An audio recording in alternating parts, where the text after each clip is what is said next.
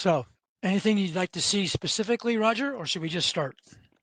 Well, first with my 2-minute or less Yeah. overview. When we originally signed up for Acumatica in 2015, we had the part of the incentive was that there would be payroll that would accommodate this, and that was a big incentive to get away from QuickBooks altogether. And we were essentially told that Acumatica wasn't ready for the payroll module, and so we've been stuck with QuickBooks only. Pretty expensive just to have QuickBooks payroll, but nonetheless, I want to get rid of that, be done with them, and apparently Acumatica is ready for a payroll module, so I'd like to get it effective the start of next year. Roger that. Good. All right. And hey, is there a way I can make this what you're sharing, Jeff, larger on my screen? Or does anybody know? I can, on my side, I can do this, but I don't know about your side. That's helpful. And is your window all the way open on your end, Roger?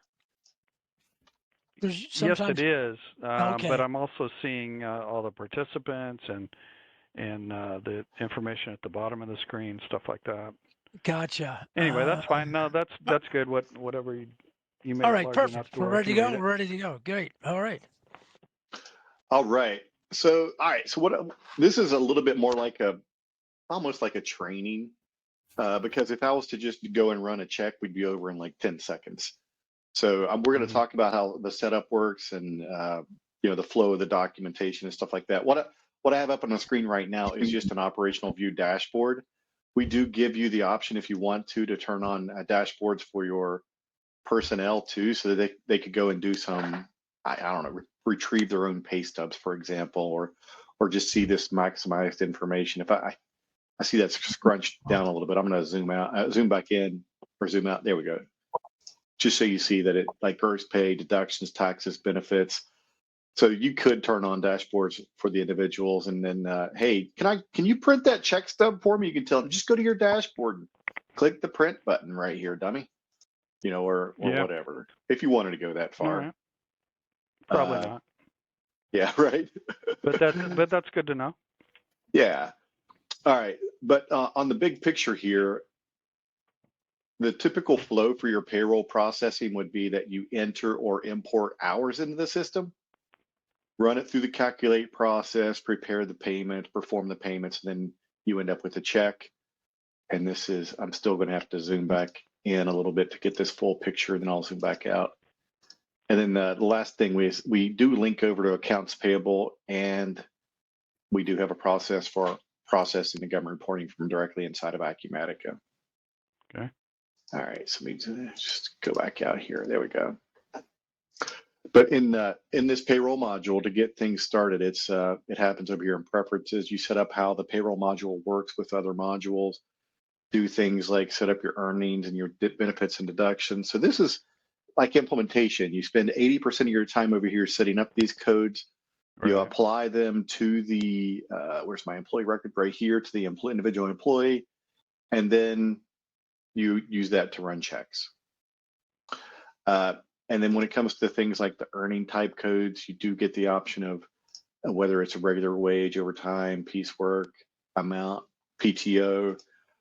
Just an example how this might be set up. Here's my RG, which is like your normal regular. You get to decide how it works with taxes.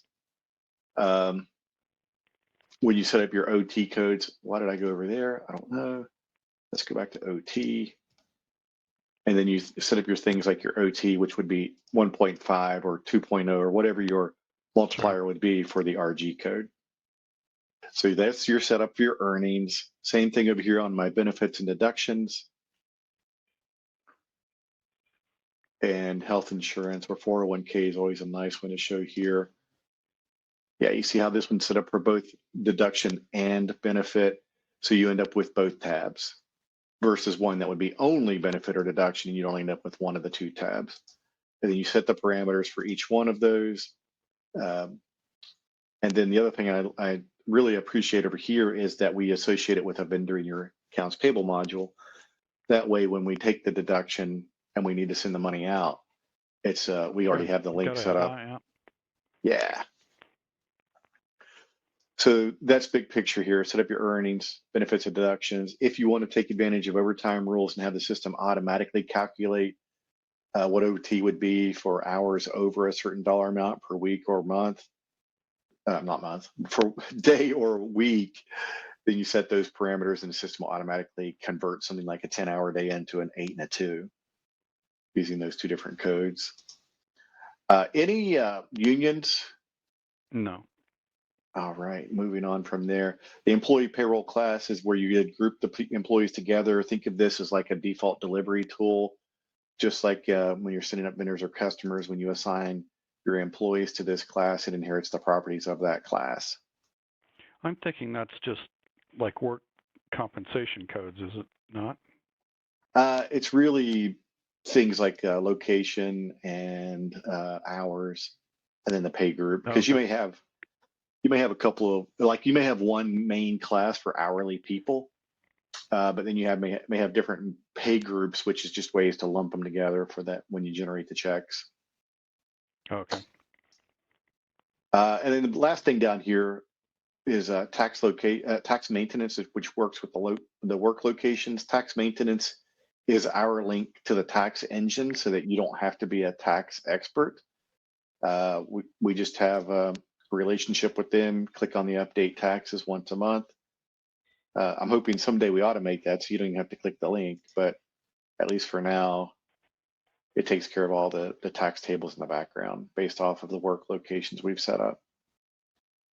And then from there, all those I'll need to get set up, right? I've got 4 employees in 4 different states. Yeah, set up each of the work locations. So I'd have to set all those up. Yeah, like you see here, I've got one in Washington State, another one in McLean, Virginia.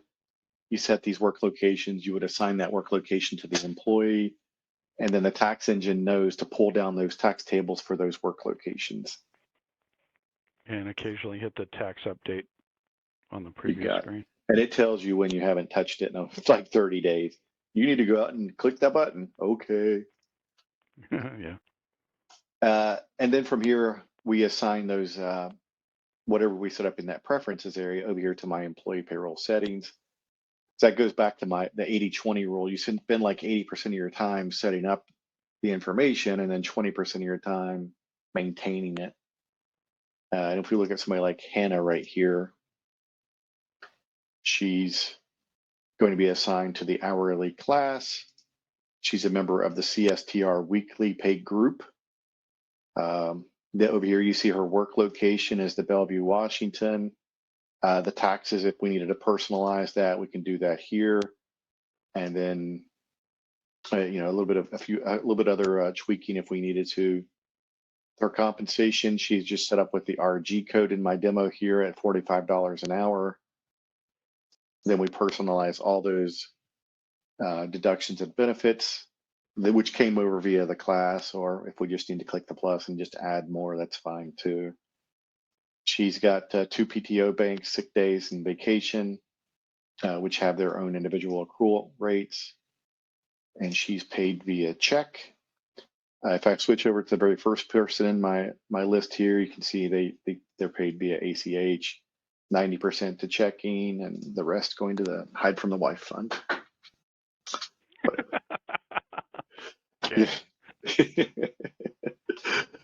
All right. So that's the setup. Like I said, if you do come up with new codes, that's the 20% rule, new codes, new earning types or stuff, then you just have to go and apply those to the employees, annual increases to compensation, stuff like that. So the maintenance would be the minimal. It's the work at the beginning that's the most effort. And then we were able to run those through our pay runs. I do have 2 different types of pay runs here. I have employees that are set up as hourly, and I have employees that are set up as salary. Salaried people are paid monthly, and that's back over here on my pay groups. You'll see I have 3 groups. 2 of them are weekly, 1 of them is monthly, and the monthly is my salary group. So when I run a batch, that's how I'm going to batch them. And that's where we start. You can do individual paychecks, but it's so much easier to just say, hey, go and run a batch for that group. And we have the same hourly and salaries, but they're all paid at the same, I guess, batch. Okay. And you can do that, of course, right? Yeah, like if I go to my monthly right here, that's the salaried people, and I just choose the time frame. Let's just say I'm gonna choose 03/2022. Add my employees. So if anybody's on vacation during that time frame, I've already got a batch active for them. I need to complete that batch before I would move forward. But there's with this pre-populate with employee defaults for those salaried people that would pull in their 40 hours, 80 hours, 86.67, whatever makes sense. I'm going to switch back over and just do the weekly group. Same idea.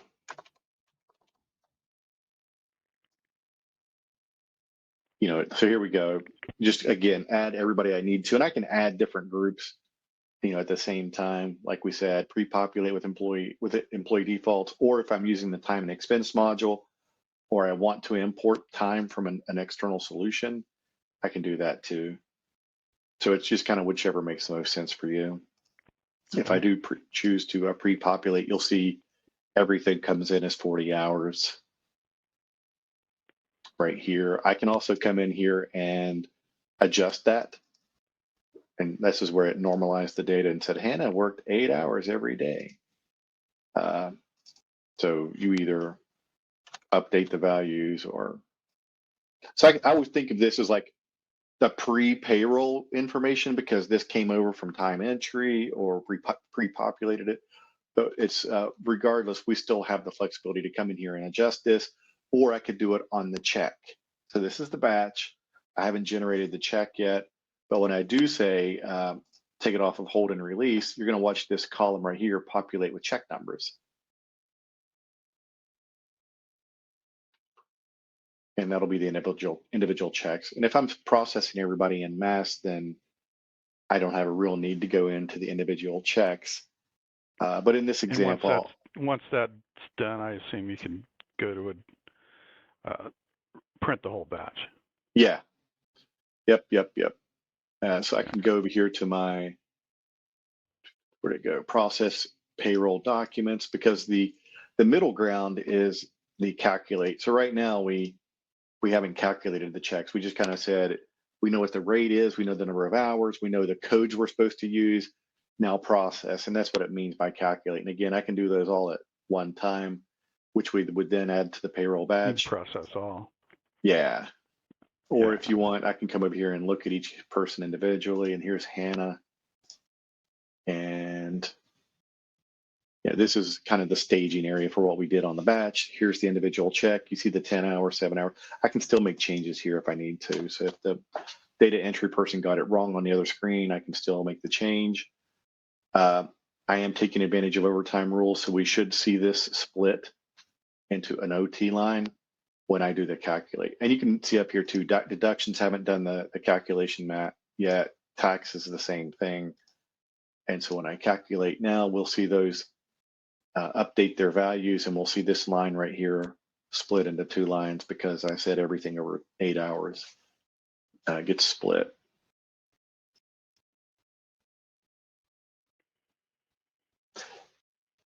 And there you go. There you go. Yeah.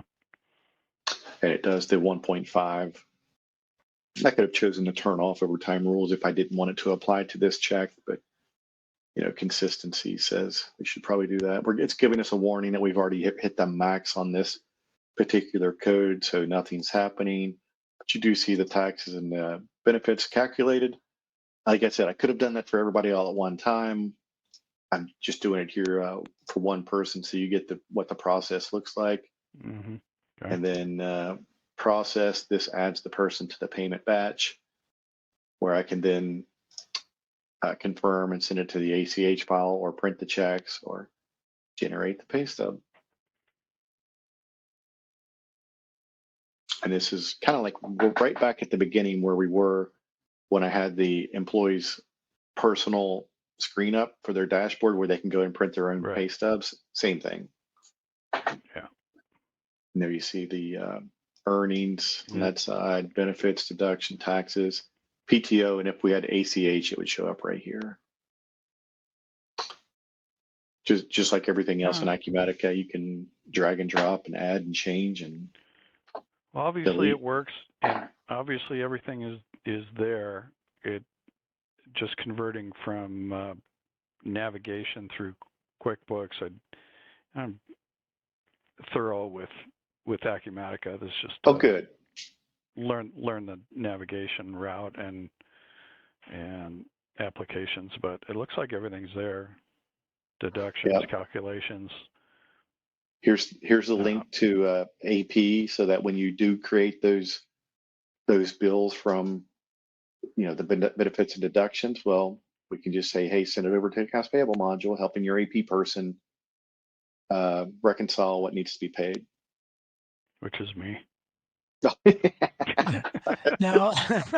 Now, Jeff, excuse me, Jeff, but yeah, go ahead. On the conversion issue overall or job, do we have import templates for employees and for the data that's necessary to populate into payroll, or would one enter it by hand? Or if you had like 10 employees, do it by hand because there's only 10 employees. But if you got 1,000, do it by the import template. No, I've only got 40. I'll do them all by hand. I don't. Okay, got it. That's Jeff, just in general, for my edification, are there any import templates? Yep. And no problem. Where would we find those? In the integration. Usually we keep them right here, but Payroll, they when they created the integrations for Payroll, they did it all in one source. So you may have to go to the partner portal and the services link and download them from there. Got it. And Roger, just FYI, I've found that sometimes, even if you're not using the import templates, it's good to go look at the column headings because it gives you an idea of what data you need to enter by hand, right? So there's a value in just looking at the template. So just so just as a heads up, when you're doing this, we can go download from the portal these data provider template, so that would help with the setup. Okay. So they did it as one import spreadsheet with multiple tabs, and for you, Jim, if you downloaded the sales demo and installed it, this would already be included. Got it. Okay, so that's another way we can get it to you. We can go to our sales demo database, which we keep active all the time on one of our internal servers for our customers, Rogers. You can look at it, and that's a good way of doing it too. Okay. Yeah. Then the last piece was the integration for tax purposes. We use Atrix. They're an external company that we do a handshake with them, cloud to cloud. That they're known for doing that for tax reporting. I've known about them for like 20 years, something like that, and they're pretty much universal on all ERPs. But here you create the login information, or I'm sorry, you create your own login to their system, and then you decide which services you're going to use with them. But it's all here inside of Acumatica. But at this point, I'm technically outside of Acumatica, and now the relationship is with Atrix. So you have an agreement with them. If you want to take advantage of their services, you would pay them.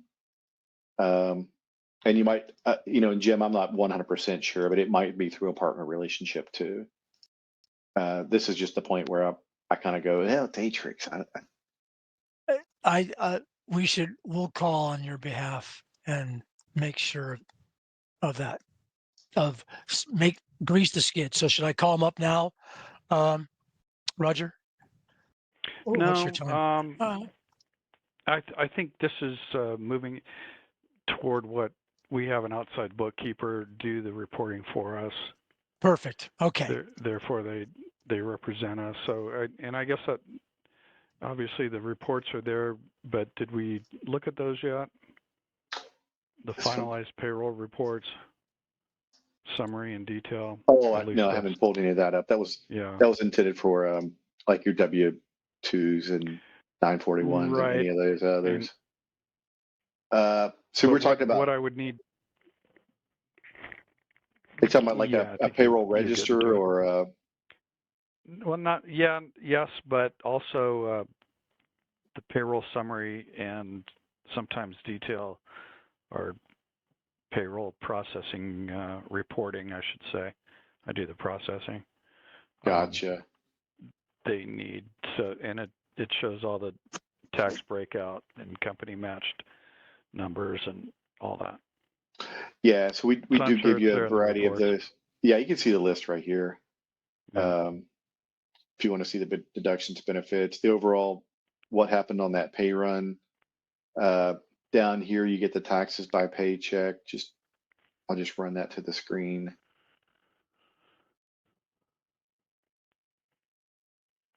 So like you said, all the data is here. Just a matter of how you want to see it. Right. And this one's a report. We also have the generic inquiries that broken out.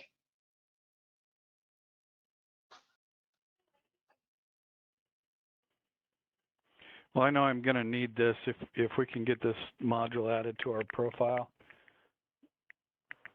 And I'll need to. Who's my guy, Jim, that did the implementation and Steve Milner? Yeah, that guy. I'm sure I can work with him on stuff if I have questions. Or Jeff, are you the guy? I'm not sure. Well, we have Steve. We also have a. I used to be a guy like that. Not anymore. Okay. All right. We have a Kathleen Dudley too. That's done payroll for a couple of our customers up in Alaska Power and whatnot. So payroll tends to be its own beast. You know what I mean? It's a little bit. Right. It's It's so. Would she be my contact once I get this going? And exactly. Yeah, because she's been through it now a couple of times. Before. Yeah, she's and she's in the West Coast. Jeff's an East Coast guy, right, Jeff? Aren't you? Or are you Ohio? No, I'm in Seattle. Seattle. Oh, I didn't know that. Excuse me, I got confused. That's right. All right. Eric's in the East Coast. Yeah, he's New Hampshire. Yeah, right. He's all right, cool. All right. I like that we're getting this going now, and it'll give me plenty of time to get familiar with it and ready to kick it off in January. So I'll put the quote together then, Roger, on the payroll, and that I can do. So let me, while we're on the line here. Okay, so what about permissions and roles? How does that work? Yeah, so that's under user security. I'm gonna go user roles.